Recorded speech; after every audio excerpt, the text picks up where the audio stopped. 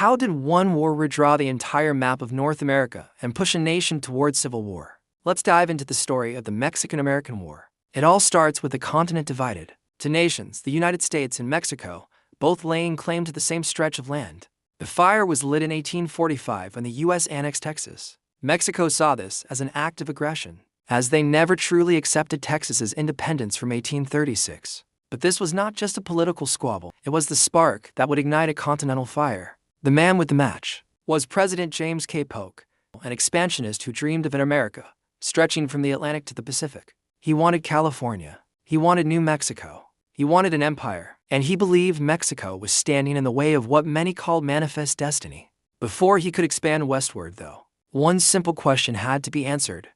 Where was the border? The U.S. and Texas claimed it was the Rio Grande. Mexico insisted it was the Nueces River. Land between them became a tinderbox. To press America's claim, Polk sent General Zachary and his troops to the Rio Grande. Mexico saw this as an invasion. In April 1846, the inevitable happened. Mexican and American troops clashed, seizing the opportunity. Polk declared to Congress that American blood has been shed on American soil, and a war was declared officially. The fighting erupted in northern Mexico, where General Taylor, soon nicknamed the Old Rough and Ready, secured a series of great victories at Palo Alto, Resaca de la Palma, and the heavily fortified city of Monterrey. Taylor became a national hero overnight, but this was just the beginning.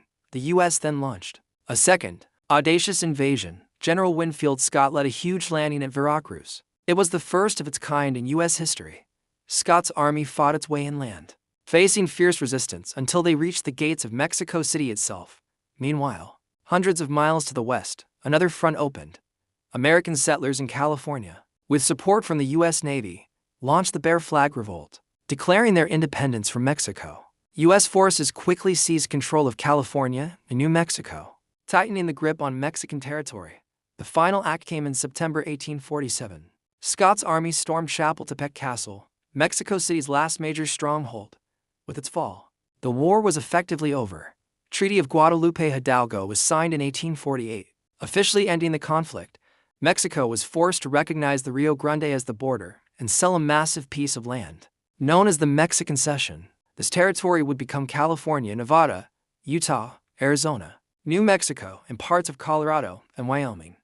One of the largest expansions in U.S. history. But this victory came at a steep price. The new territories reignited the explosive debate over slavery's expansion. The very triumph that created a continental nation also created deep political fractures that, just over a decade later, would plunge the United States into its own bloody civil war. The Mexican-American War didn't just change a map, it changed the destiny of a nation, leaving a controversial legacy that we still debate today.